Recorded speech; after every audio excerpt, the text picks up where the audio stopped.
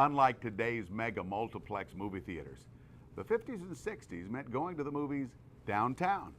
It meant one marquee, one big screen, and one big night. Most of the major first-run movies were always downtown. When I was growing up, you had Paramount, you had Tennessee, you had the Lowe's Vendome, and you had the Lowe's Crescent Theater. I also remember going to the movies there. I saw a lot of great movies, and that sort of continued in downtown. Up into the 70s, I remember standing in a long line up there to go see The Godfather at the Tennessee Theater. You had a lot of other movie theaters that were out in the suburban areas. They tended to run movies after they'd been downtown, or second-run movies. The one exception to that was probably the Belmead Theater, which is where the Bookstar place is today. They did do a lot of premieres, and I remember my mother used to let me walk out there, particularly on Saturdays, to go to the matinee movies. We could go to the movies downtown, but we had to go down the alley and go upstairs and sit in the balcony. You could not enter into the ground level. So therefore you couldn't get to the concession stands that were down at the lower levels. But my parents didn't really like us to go very often because they didn't like to see us relegated to the balcony. You could go downtown. If you went downtown during the era of segregation, you had to go upstairs to what we call the crow's nest. My mother wouldn't take me downtown to a theater because she wouldn't climb up to the crow's nest. I remember lamenting not being able to see the latest Dean Martin and Jerry Lewis movie. I didn't understand at the time the insult my mother found in that. But can you imagine the only theater where African Americans could go with dignity? On Jefferson Street at the Ritz Theater, you could go on Saturday afternoon or Sunday afternoon after church. If you appeared Sunday afternoon after church, many of the ladies had on large hats, so ladies would be asked to remove their hats sometime because it was just that place, especially in the 50s and 60s. Even though Nashville was a typical southern city in the 50s and 60s, our African American community was like no other in the South. With a strong base of leaders and students from TSU, Fisk, and Meharry, Jefferson Street was the center of activity. Jefferson Street has probably always been associated with good time, with business and commerce. It had always been a prominent part of Nashville's business, commercial, and civic center. Growing up in the 50s and 60s, Jefferson Street was the happening street. The community itself was bustling and hustling. There were businesses all up and down Jefferson Street. It was everything you could want and need. And during those times, of course, we had to have it because we could not go in the other parts of town to buy our groceries or to get our shoes fixed or hair fixed or eat. And so Jefferson Street was where we spent all of our time. As I remember, people, very dapper people, college students, they were everywhere. My father and grandfather both operated businesses on Jefferson Street. So you'd see the students from Meharry, from Fisk, and from Tennessee State, and they were very much a part of the clientele.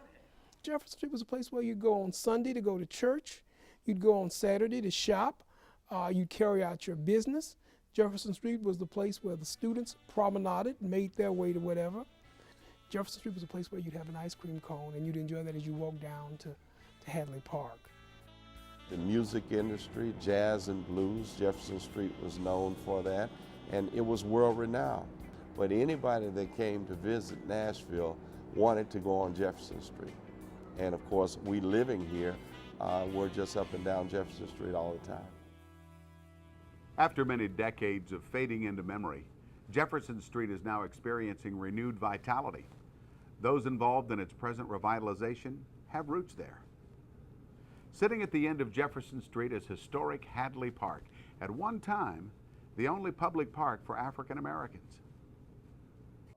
Hadley Park was a wonderful park, a beautiful park. It was the park where the black community came together, and we had concerts and picnics and a wonderful swimming pool. That's where our baseball diamonds were, and we played football in that park. You would go to Hadley Park to see baseball games. And baseball, far back as the old Negro League, had long been a part of the African American tradition in Nashville. Well, by the 50s and 60s, the best teams Hardin softball played in Hadley Park. We were there because it was our park, and that was the park. It was our community park, our neighborhood park, and that's the park we were supposed to go to. And right now I have a 3-year-old daughter, and my daughter plays in that park. I voted that park. I still go to the concerts and the picnics and all other activities in Hadley Park. And so it is my park of choice. So it was a part of the community. It was part and parcel. It was a place of good memories and good times. And I think that without regard to race or color, that everyone who thinks back in their youth, you can think about that special park. It was the special park. Like most southern cities in the 50s, Nashville was segregated. The social change that eventually occurred here would not only change the face of our city, but would ultimately change the face of our country. And Nashville was caught up in all of the actions of southern cities, and a part of southern cities at that time was racial segregation. It was, of course, a completely segregated city.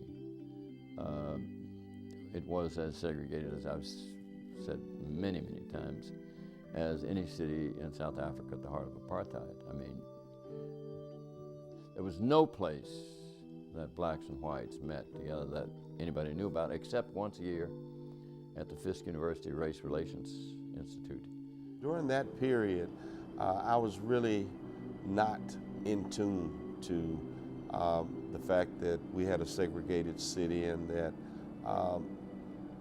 that we were not really allowed to do what the white kids were allowed to do, because we had such a vibrant community with an environment that we just thought was a normal environment. But as I became a teenager and as the civil rights movement really took effect, that's when I realized that there were problems and that we as a race were not treated equal. And I started experiencing moments where I was not treated equal.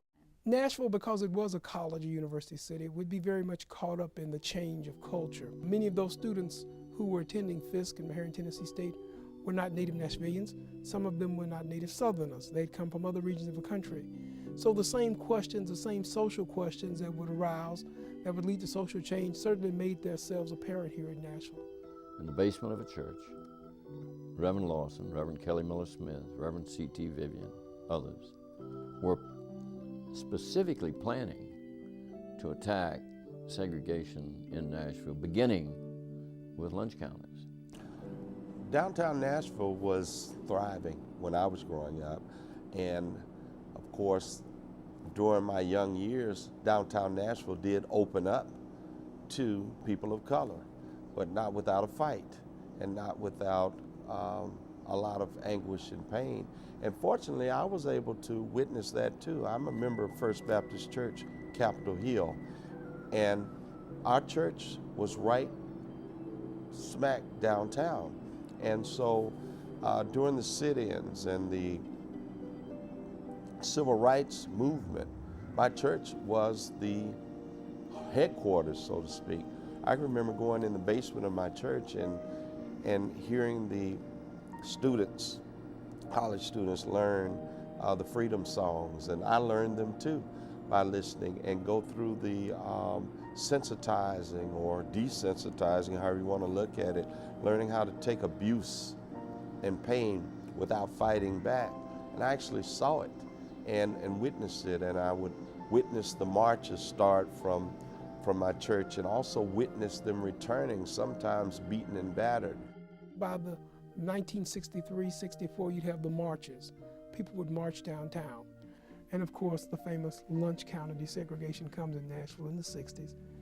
Of course, by the mid and late 60s, everyone is involved, everyone in Black Nashville is involved in bringing about a change. It's important because these people are consumers, they're spending money. In the early morning hours of April 19, 1960, a bomb exploded at the home of noted civil rights lawyer Z. Alexander Luby. Diane Nash has told this story beautifully and more eloquently than I can. But she was dressing to go to this early morning meeting before class, and the bomb went off before dawn. And they met and started the silent march. Silent march started at Tennessee State and came to the courthouse. And the black ministers sent word to Mayor West that they would like for him to come out to talk to them. Frankly, I never thought he'd do it. And by the time they got on the square, there was a mass of black humanity. And they filled that plaza in the front of the courthouse. And the mayor's office was right there. And he came out. And the audience, the crowd around, they were emotionally locked into every word from Vivian's lips. Finally, Diane Nash said, "Well, Mr. Mayor, could I ask you a question? Do you think it's morally right for the department stores to sell us clothing, sell us shoes, to sell us furnishings, but they won't sell us a hamburger? Is that morally right?" And the television cameras on the scene catch Ben's face, and he is thoughtful. And he answers her truthfully, "No, it's not morally right. I don't own those stores, I don't manage those stores, I don't run those stores. I can't make them do anything. But no, I think it is not morally right." And the walls came tumbling down. That admission from the mayor and that level, again, I think sets Nashville apart. The resistance was there all the way. And Nashville, I think, handled it better than most places, but I couldn't say they handled it well. Looking at African American Nashville, I think there was a desire to see things change. But even in this change, it was order. I think the Nashville model is the one that was successful beyond any other. And it was successful, I think, because the planning included an absolute commitment to nonviolence. The civil rights period hit me real hard. It hit me in a lot of ways that I can say made me who I am today. I got to see the civil rights period from the inside out, and then I got to live the results of it, and so it was had a great effect upon me.